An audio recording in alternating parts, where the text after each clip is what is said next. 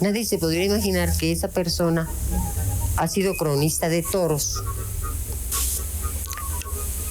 ha toreado un becerrito, que mi peón de brega fue Pepe Ortiz, ¿verdad? Nada menos. Nadie se podría imaginar que soy una taurina tremenda, que soy una luchadora social,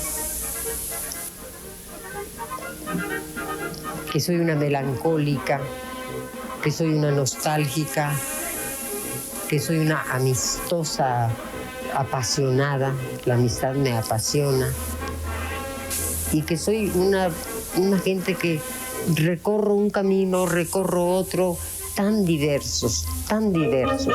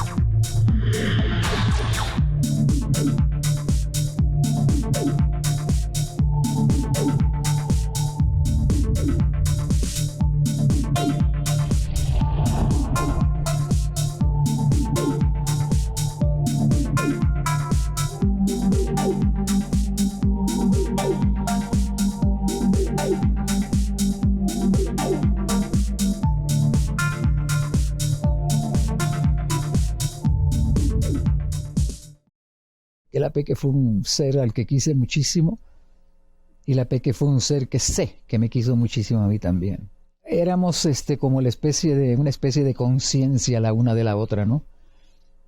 Chistoso con la diferencia de edades y todo que había, pero bueno, hablábamos mucho y muy sabroso. Estábamos muy fascinados con el grupo de personas que entonces formábamos, que era el propio Edmundo Gorman, que era el pintor Antonio Peláez, su amigo Roberto, que era Rosenda Monteros, la actriz, que era la propia Peque, que en aquella época era íntima amiga de Anita Blanch. Entonces todo ese círculo nos impedía y no lo necesitábamos. Su vida transcurrió muy entretenida para ella. Su vida familiar era muy distinta a su vida social. La vida social no teníamos nada que ver nadie, porque era un círculo muy diferente de escritores, personas distintas, muchas amistades que ella tenía, muchas amigas, y tenía ella sus estados de ánimo muy cambiantes debido a su manera de ser, ¿no? Muy intensa, muy intensa. Es una mujer además metida en la cuestión del agrarismo, en la cuestión del cine, en los toros, ¿sí? En la crónica de cada día, poniéndose seudónimos masculinos como otros han hecho, sobreviviendo y viviendo porque era una gran amante de la vida.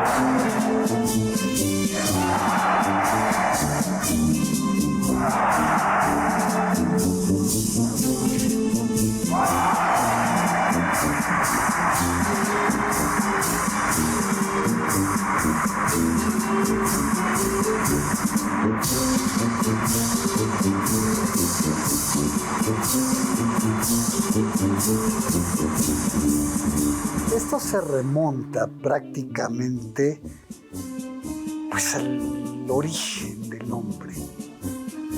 Si bien es cierto que en los primeros estadios del hombre en la tierra tenía otros principios, otros conceptos para su nutrición, conforme fue pasando el tiempo, y esto lo podemos ver inclusive en la actualidad, nos hemos ido haciendo comodinos. Entonces, bueno, pues esos hombres también se fueron haciendo comodinos y fueron o empezaron a vivir en lugares ya estables. Y por supuesto salían a cazar lo necesario y lo suficiente para vivir. Y empezaron a colectar animales y a mantenerlos en cautiverio. ¿Con qué fin? Pues evitar salir a cazar. Y además los empezaron a reproducir. Esto les permitió tener una relación y un contacto muy estrecho con el hombre. Inclusive empezaron a generarse los incipientes médicos veterinarios. ¿Por qué? Porque tenían que curar a los animales que tenían en cautiverio.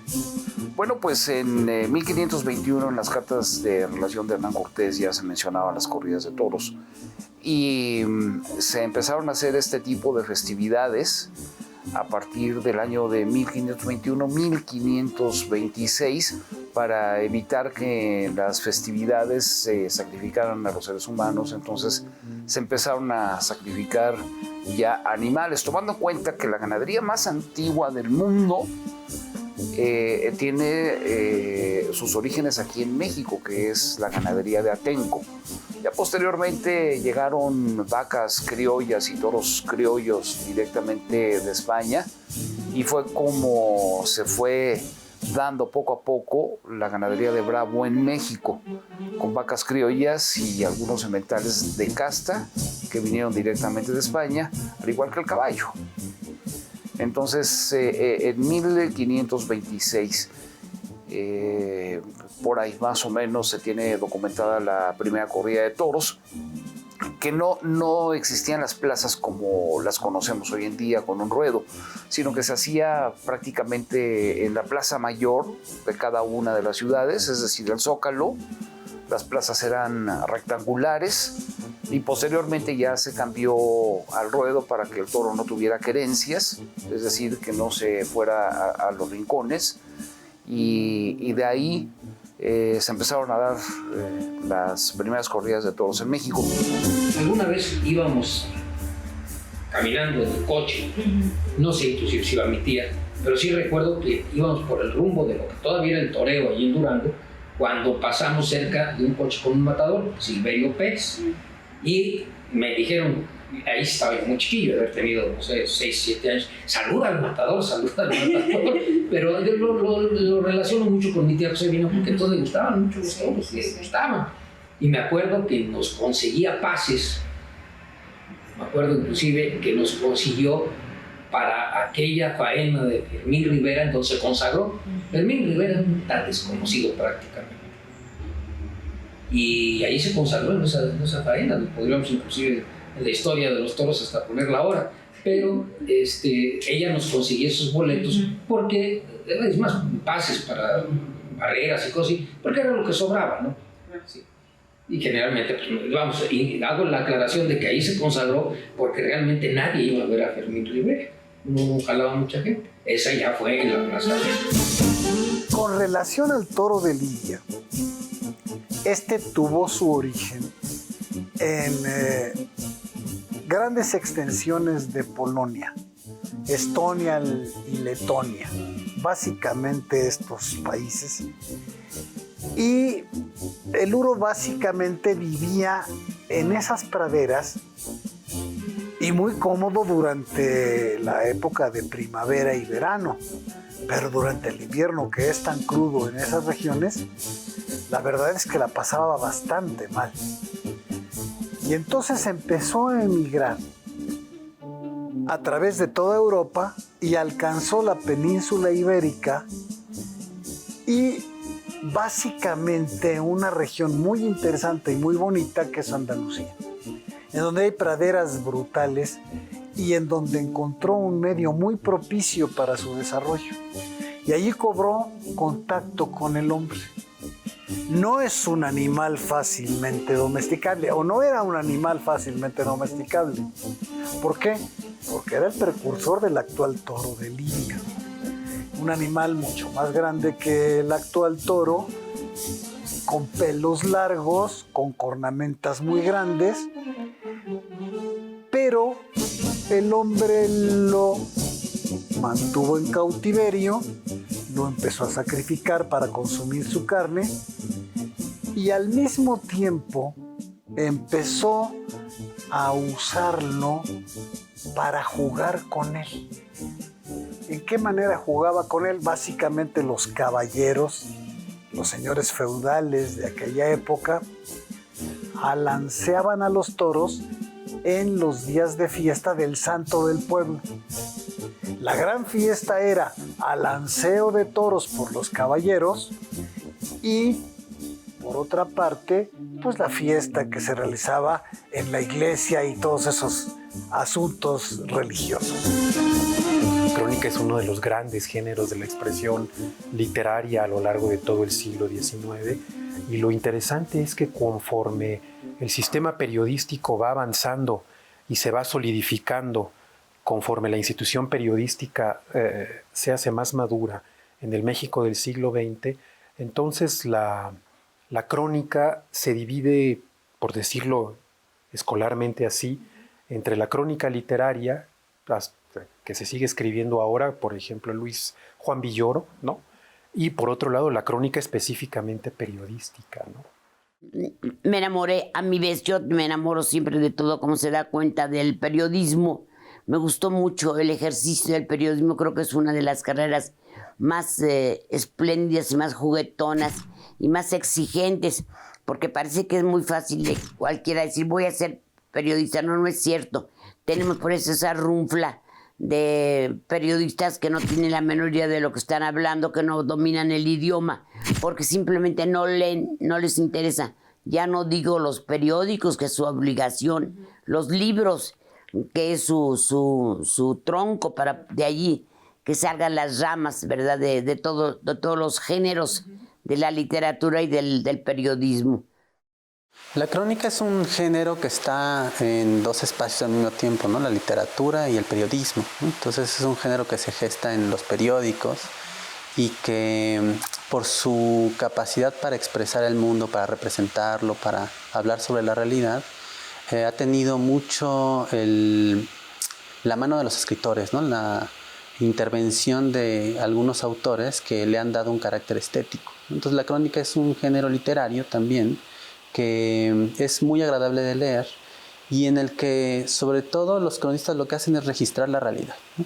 Intentan hacer un relato de hechos, no necesariamente cronológico, pero que básicamente lo que se busca es tener una especie de registro de la historia. Por eso la crónica generalmente se relaciona con la memoria, ¿no? La crónica construye memoria, ¿no? La crónica tiene como esta posibilidad no solo de hacer memoria, sino también de proyectar una mirada creativa sobre la realidad. Lo que nos da es una imagen de cómo debería de ser la sociedad.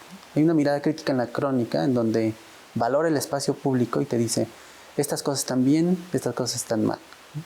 Y a partir de ahí proyecta como una imagen de una utopía posible.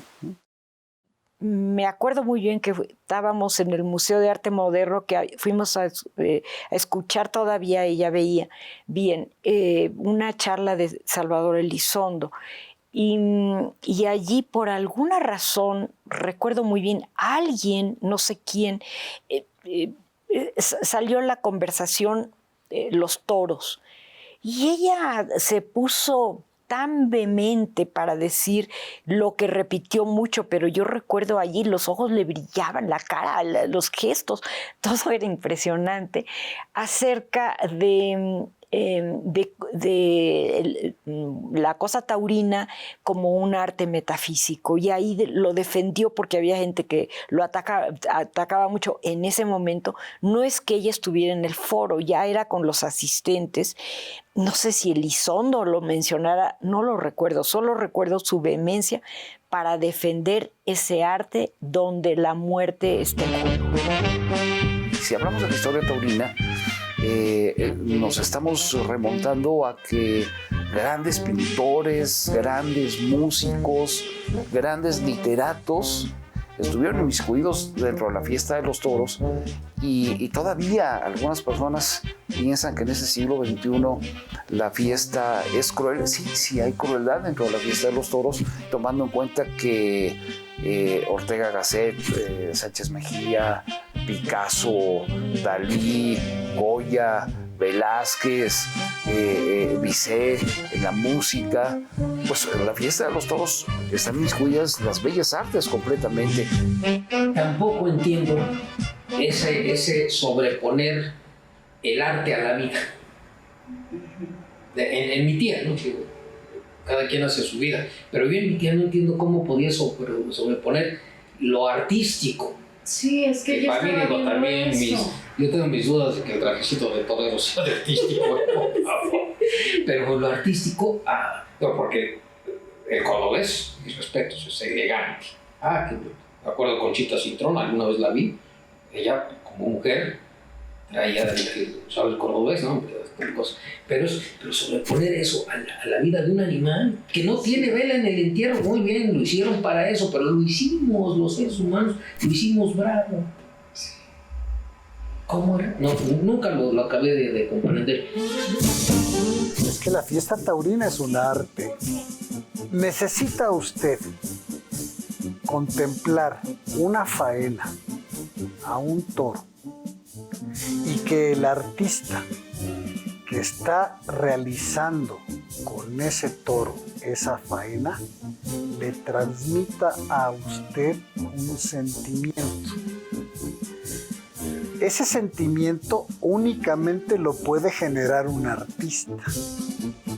Es decir, es alguien que está creando algo estético, algo armónico, algo atractivo a su visión y al sentimiento que le va a generar a nivel del sistema nervioso central superior.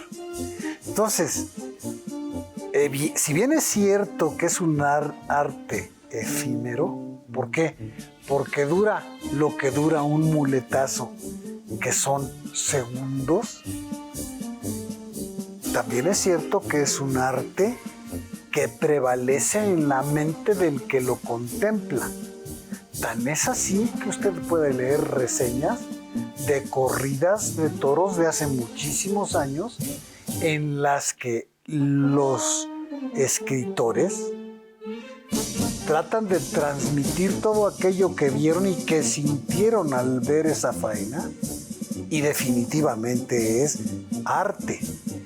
Y derivado de ese arte, usted ve otras manifestaciones del mismo en pintura, escultura, en música, en poesía.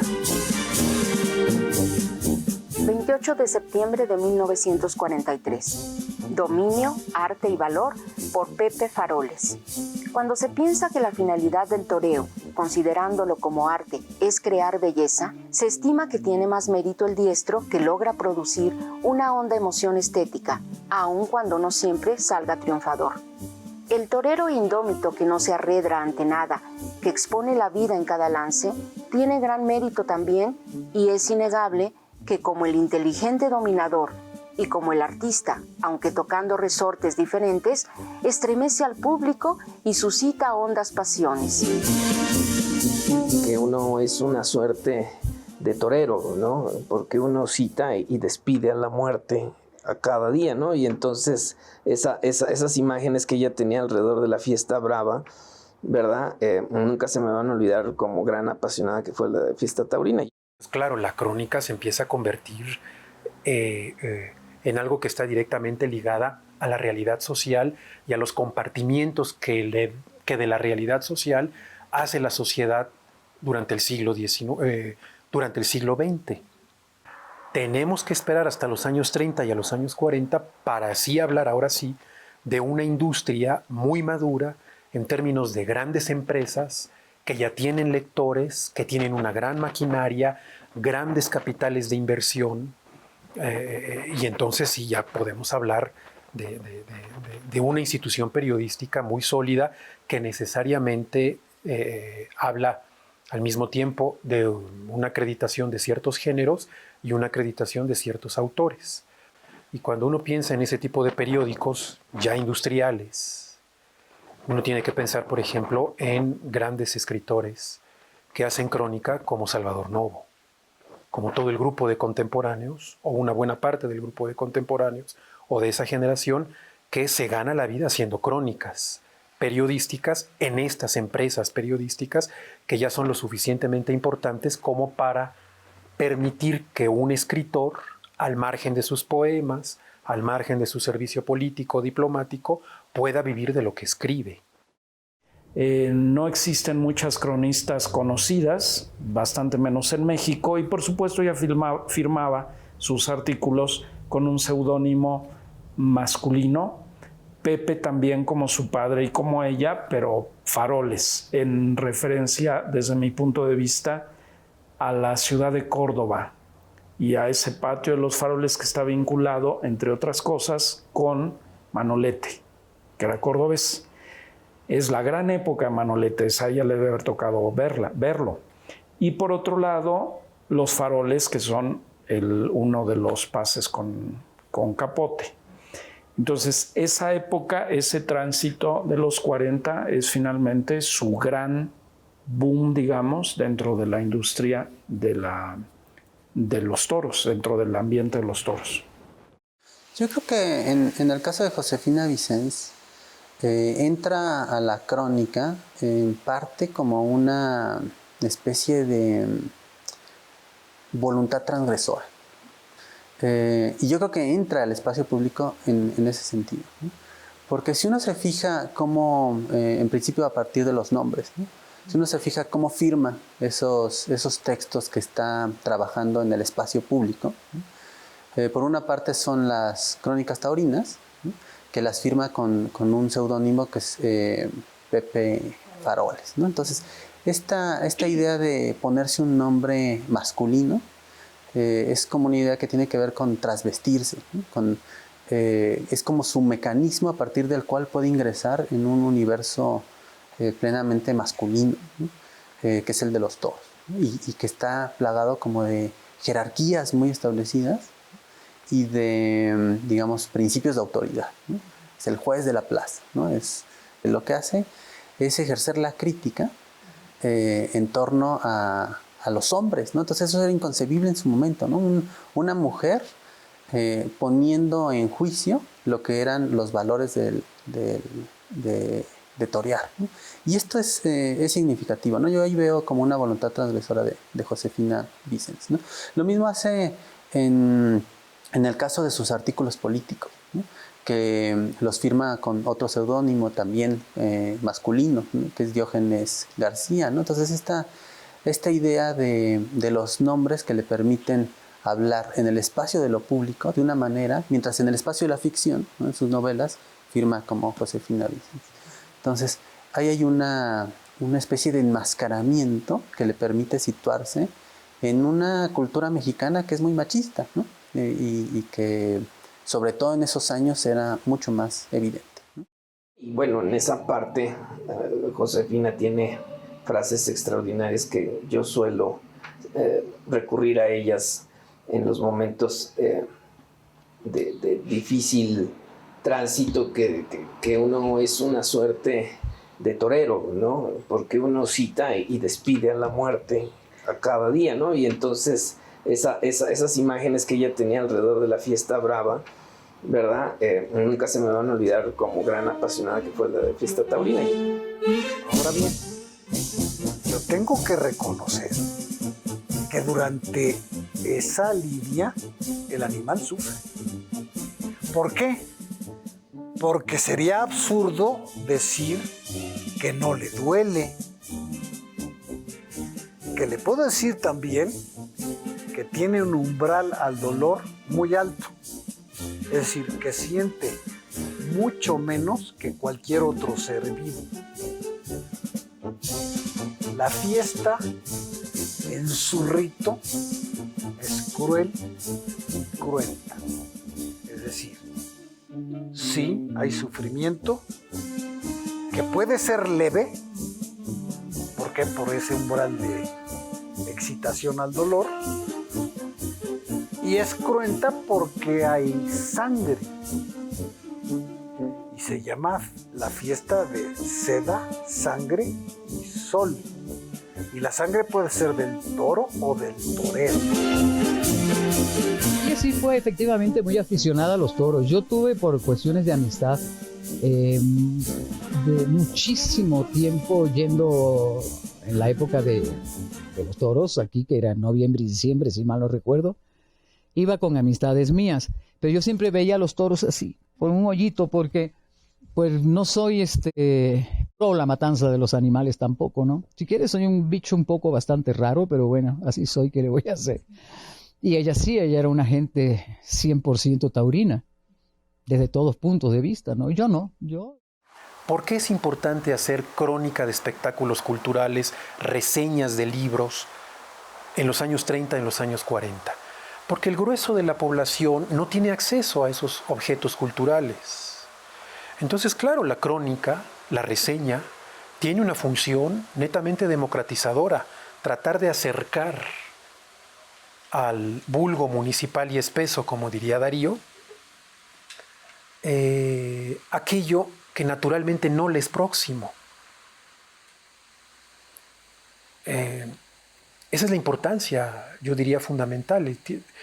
El cronista trata de compartir con los suyos el buen pan de los objetos culturales, trata de compartir con quienes no pueden compartirlo en primera instancia el buen pan de la realidad política, de una comprensión más profunda de la realidad política. Sí. Sí, puedes criticar a un torero por su falta de afición, por su falta de querer ser. Pero para mí todos los toreros merecen todo mi respeto. El respeto y la admiración, porque no cualquier ser humano se viste como príncipe para tener una cita con la muerte. Un toro te puede matar, punto, y salen a jugarse la vida. Yo jamás he retirado a algún torero, y menos en una crónica, porque es una decisión que la debe tomar el ser humano, el mismo torero. Pero a mí lo que me podría llegar a molestar es ver a un torero en el ruedo con apatía, sin afición, sin valor y sin ganas de querer triunfar. Porque atrás de él hay 40 muchachos que quisieran estar en su lugar. Entonces, si vas a una plaza de toros y no te entregas, mejor vete a tu casa y dale la oportunidad a los que sí quieran jugarse a la vida. El torero valiente por excelencia tiene también continuas ocasiones de lucir su característica. De allí los parones suicidas, los lances inverosímiles que hoy están tan de moda. El toro puede hacer daño o puede no hacerlo. Puede pasar a 1 centímetro o puede prender a su enemigo. Pero en uno u otro caso, el torero es un valiente. Una vez que éste ha logrado, y ahí está el mérito, dominar el temor al peligro y jugársela, el toro se convierte en un colaborador que permite al diestro demostrar lo que le interesa dejar evidenciado, su valor.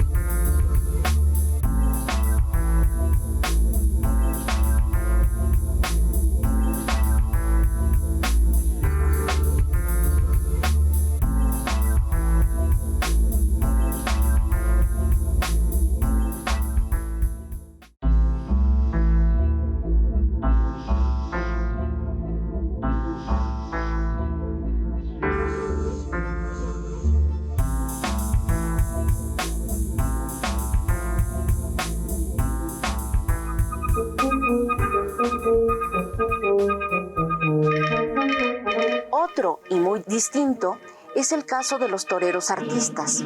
Para estos, cuya única preocupación es la belleza, el ritmo y la línea pura, el campo de actuación, si bien más intenso, es desde luego mucho menos amplio.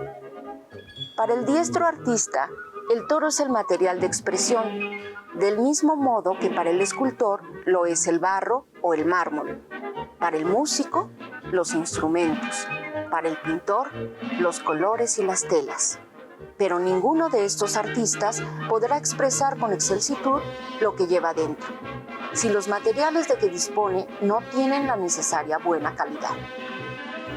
De allí que el artista del toreo, el que siente en su interior la belleza, la fuente de la plasticidad, la escultórica línea de lance, necesite que su material de expresión, el toro, reúna las condiciones especiales que lo conviertan en un colaborador.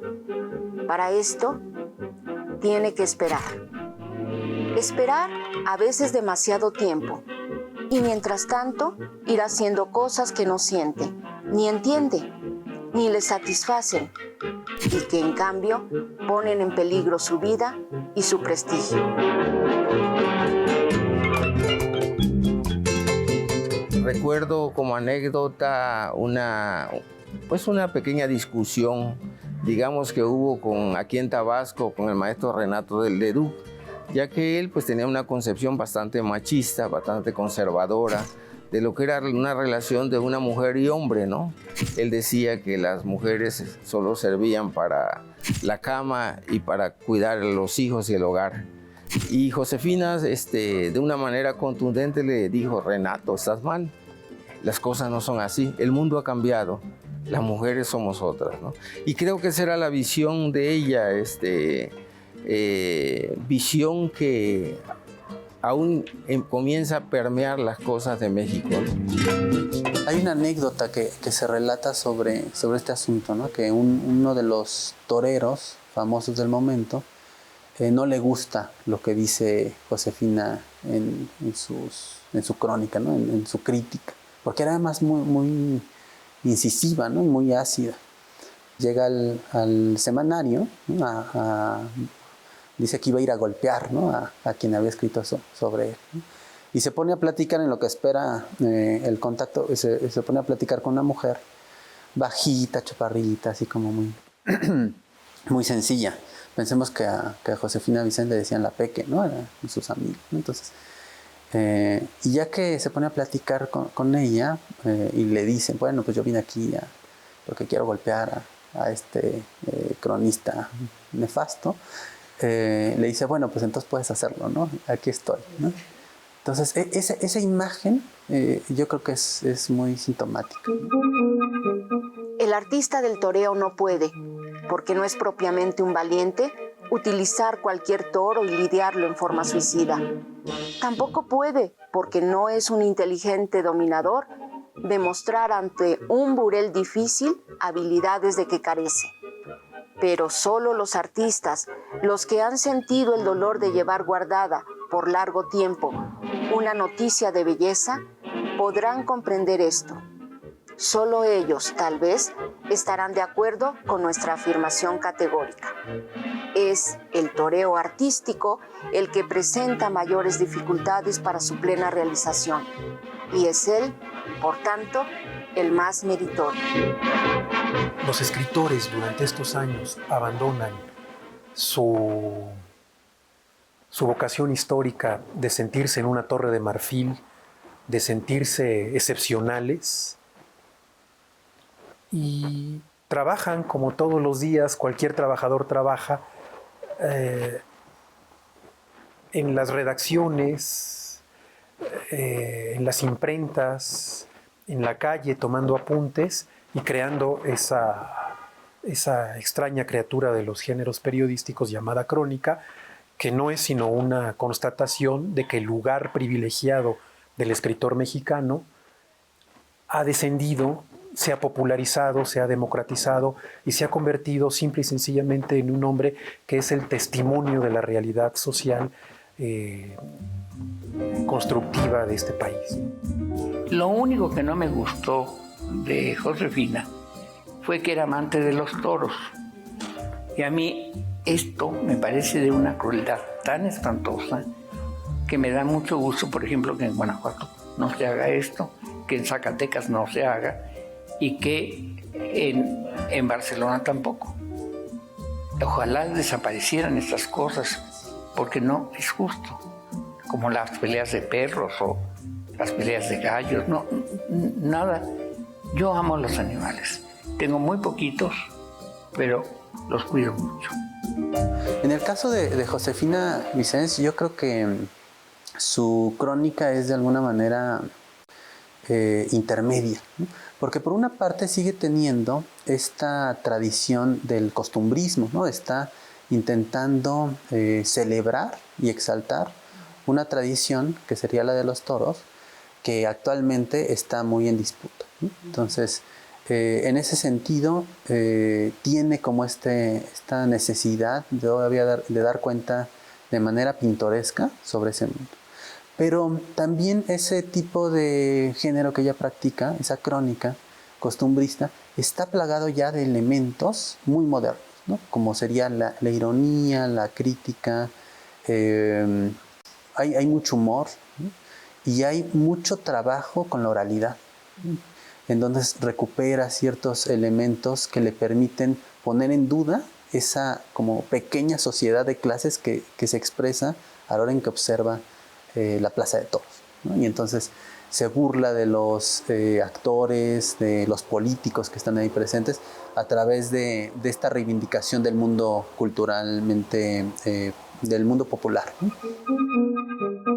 23 de noviembre de 1943. Farolazos por Pepe Faroles. Indiscutiblemente, Cantinflas es el ídolo de México. Llega al público como nadie. La cosa es explicable porque Mario tiene una gracia inimitable.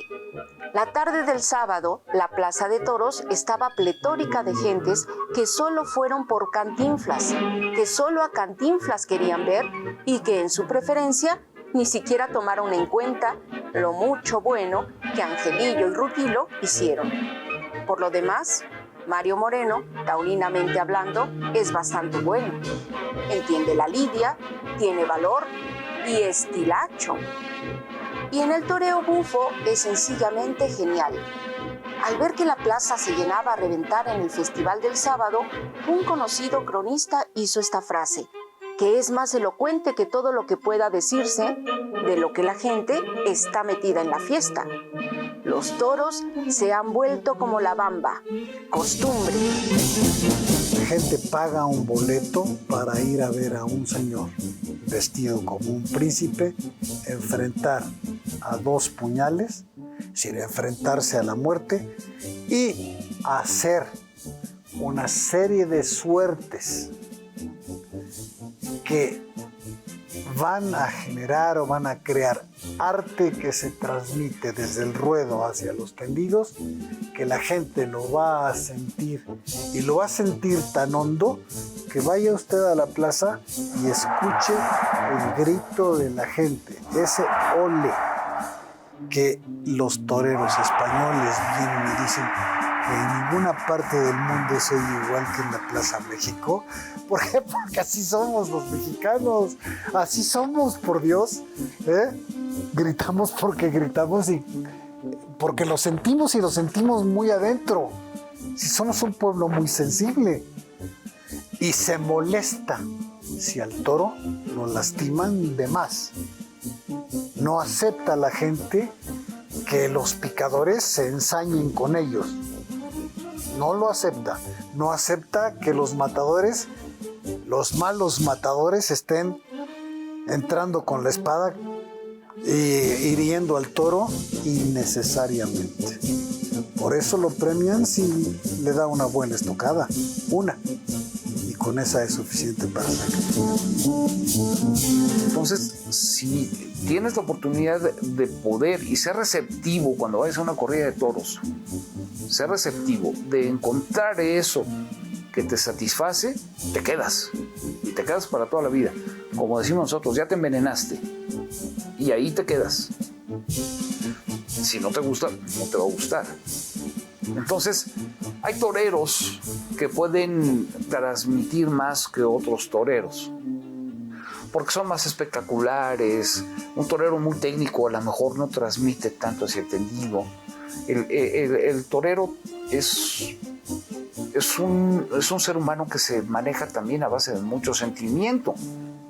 Puede salir inspirado esa tarde y cuajar grandes faenas y salir con las orejas y los rabos y a hombros, o como los artistas, como los genios, se disparan, están locos y a la siguiente tarde no hacen absolutamente nada y salen a cojinazos y con pitos y no sé qué. Bueno, ya el hecho de estar vestido de luces con un terno, se dice terno porque tiene 3 piezas, es la casaquilla, el chaleco y la taleguilla, y estar enfrente de la cara de un toro, necesitas estar loco, definitivamente, loco, pero divina locura. Es un encuentro con la muerte, ¿no? Es un encuentro con la muerte, punto. Me compró una capa, una muleta y una cosa que se llenó de gusanos. Eran unos cuernos con una pezuña. Horrible, pero en fin. Y se supone que yo ahí toreaba, nadie me hacía fuerte. Pero yo iba a ser torero, también iba a ser bolero. Yo llegué a la crónica básicamente intentando darle sentido a lo que me parecía un sinsentido, que era vivir en una ciudad como la de México, ¿no? Entonces, para mí la crónica está completamente asociada con esta megalópolis, ¿no? Que también podríamos decir que es una monstrópolis, ¿no? Porque es un espacio que de pronto comenzó a crecer de manera así tan caótica y tan expansiva.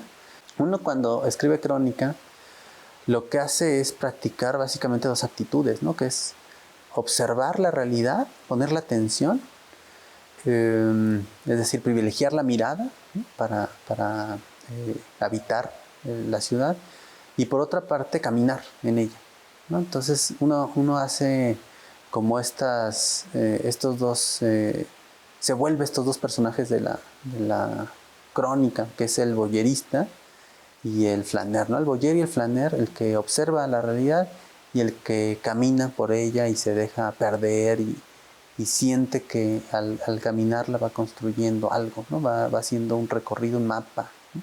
Que a lo mejor nos puede situar mejor, ¿no? Yo creo que así es como llegué y como más o menos entiendo lo que hago, ¿no? A la hora de escribir crónicas. Una valoración de esa postura que alguien como Josefina Vicens, que venía del cadenismo, ¿no? Y que estaba muy en esa perspectiva de crítica, ¿no? y de izquierda, alguien como ella nos muestra una realidad del país, que en ese caso, como la cuestión de los toros o su mirada sobre lo político de la escena política de esos años, tendría que ser parte de nuestra memoria, ¿no? Y que está en riesgo de perderse si no se hace ese tipo de ediciones, ¿no? Entonces yo creo que ahí se requiere un rescate para que la recepción de esta autora y la mirada que tengamos sea aún más completa, más amplia y más rica. 10 de octubre de 1944. Procuna, aprenda usted a torear. Por Pepe Faroles. Cuando se es un gran artista del toreo, como indiscutiblemente lo es Luis Procuna, y cuando se ignoran muchos de los recursos de la técnica, como visiblemente los ignora él, pueden torearse numerosas corridas e inclusive, confiando en el arte, triunfar en casi todas. Pero siempre estará presente la zozobra, tanto para el torero como para el público. Zozobra de que sobrevenga el error grave, ese que no puede sufrirse en el arte taurino y que solo puede evitarse con un profundo conocimiento del oficio. Procuna debe aprender a torear cuanto antes. Es que el público, a medida que pase el tiempo, le irá exigiendo que sepa lo que todo matador de toros debe saber. Ya no habrá la atenuante para su ignorancia de que es un diestro que principia. En la próxima temporada seguramente no seremos tan tolerantes para sus errores, a pesar de su extraordinaria calidad o precisamente por ella. Procuna, aprenda usted a torear, aprenda cuanto antes para que pueda, como todos lo esperamos, bañar a los mataores españoles de más postín. Y ella empezó a sobresalir en el periodismo. Escribí una columna sobre toros, hágame el favor, yo que odio los toros, y la Peque que adoraba a los toros, la fiesta brava, que se le llama así, ese asesinato de luces. Y escribía una muy buena columna, y también de cine, y de teatro, y en fin, de todos los espectáculos. Pero ella se hizo famosa con su columna sobre toros. Pepe Faroles se llamaba su columna, ¿verdad? Ajá. Cuando México al fin logra constituir todo un sistema de instituciones culturales y educativas, lamentablemente estas instituciones culturales y educativas no cumplen con una función para la que están mandatados constitucionalmente en nuestro país, y entonces es cuando viene esta especie de usurpación que los medios de comunicación electrónica han hecho de la función pedagógica que legítimamente había desempeñado la gran prensa mexicana en el siglo XX, sobre todo en la primera parte del siglo XX, ¿no? Que muchos de los hombres que luego van a escribir en los periódicos mexicanos de los años 30, 40, incluso a veces 50, fueron precisamente los escritores que desempeñaron una función de vínculo de nuestro Estado, el Estado mexicano revolucionario, con el mundo entero como diplomáticos. Fueron los constructores de estas mediaciones, de estas redes que permitieron que nuestro país no estuviera del todo aislado, como naturalmente lo hubiera estado en los años 20 y en los años 30, como consecuencia de los conflictos internacionales a que dio pie nuestro propio sistema de gobierno. Y fueron precisamente los hombres de letras, los sujetos educados en ciertas capacidades letradas, los que permitieron precisamente tender vínculos. Entonces, gracias a esas crónicas, gracias a esas reseñas, gracias a esos textos periodísticos y literarios, nuestro sistema cultural se conecta con otro tipo de discursos más allá de nuestras fronteras. Y el aspecto familiar, pues yo la verdad con mucho orgullo y mucho cariño sí se lo llené, porque yo la iba a ver una vez por semana y pasaba una tarde completa platicando con ella, y era un deleite eso. Platican mucho de la vida, de la muerte. Es que ella tenía una obsesión de la muerte. Ella decía, yo quiero, mijito, saber qué se siente al morir. Y bueno, pues lo vas a saber. Y si me muero dormida, digo, pues no, que no duermes. Entonces, sí, para ella era verdaderamente importante eso. Tenía gran curiosidad, mucha inquietud por la muerte, la vida después de la muerte. De hecho, por eso le interesaba tanto el toreo, porque ella el toreo decía que estaba jugando con la muerte continuamente, ¿no? Debe entrar también la mujer. Inclusive hay algunas comentaristas taurinas en este mundo y en este México que estamos viviendo. No debe de haber discriminación absolutamente para nadie.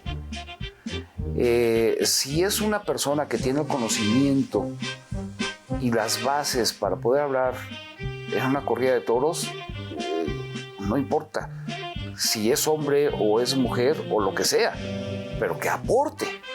Eso es lo interesante, que aporte algo positivo para la fiesta de los toros. Hay algo que se produce cada vez que hacemos esa conexión entre el periodismo y la obra de ficción de un autor importante. Y es que una a la otra se van iluminando. Por una parte, yo creo que el hecho de que sea mujer siempre te mantiene un tanto al margen, ¿no? de un canon construido muchas veces bajo los modelos estéticos pues más falocéntricos, ¿no? Para pensarlo en términos feministas.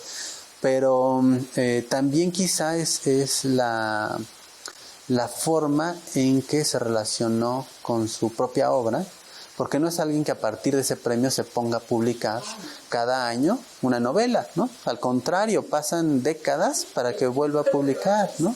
Entonces, eso es lo que me parece que también explica el hecho de que su papel o su manera de situarse en el campo cultural sigue siendo como desde el margen, ¿no? Dicen, no me asumo como canon, no me pongo a producir por el hecho de este reconocimiento tan importante como el Villaurruti en esos años, y sigue comprometida más con el lenguaje que con todo lo que son las prácticas del campo cultural y del mercado. ¿Por qué le gustaban los toros? Ella hablaba de la estética, sí, pero al mismo tiempo estaba hablando de la muerte. No, porque en los toros hay muerte. O se muere el toro o se muere el torero, ¿no? Muere el toro siempre. Sí. Entonces, hay muerte, hay ese riesgo. Sin embargo, las mujeres que están en el interior de la República y aquí en el mismo Distrito Federal ya tienen una participación muy activa dentro de la fiesta.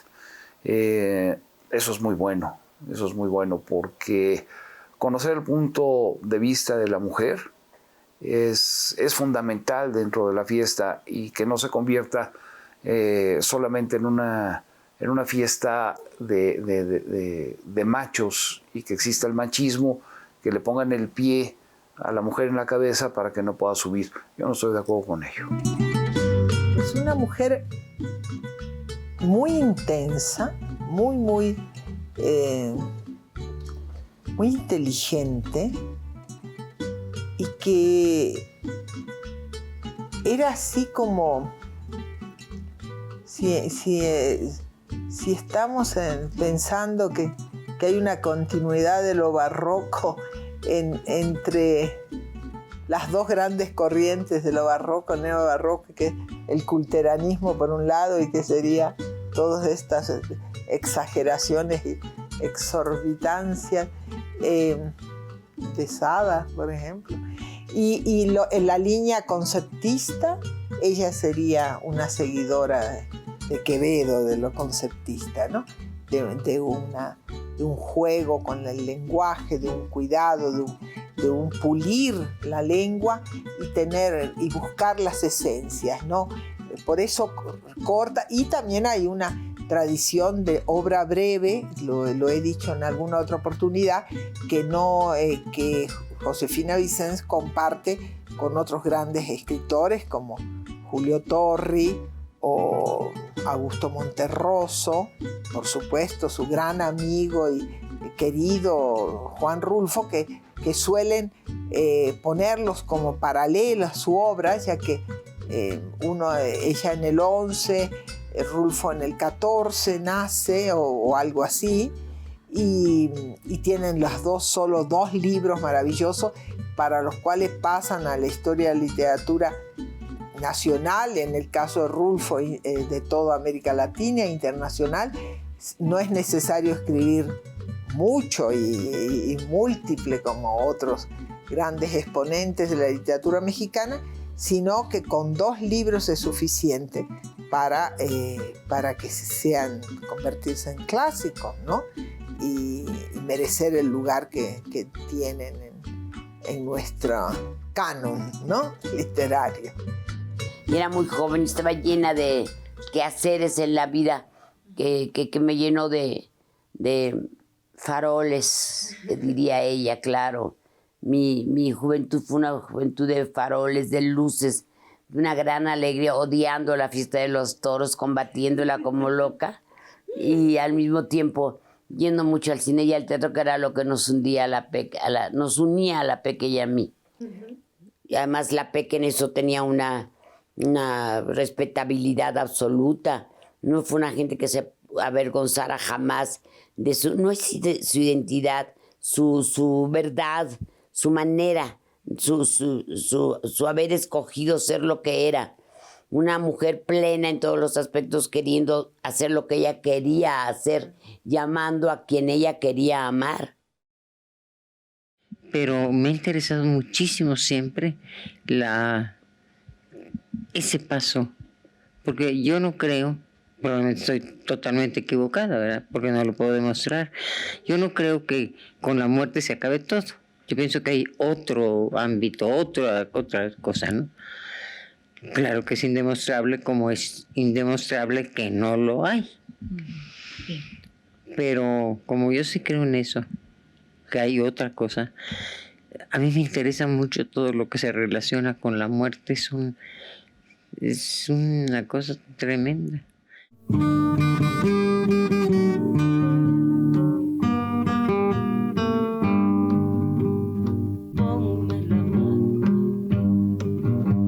Tus pies dejaban la estera y se escapaba tu saya buscando la guardarraya que al ver tu talle tan fino las cañas azúcares se echaban por el camino para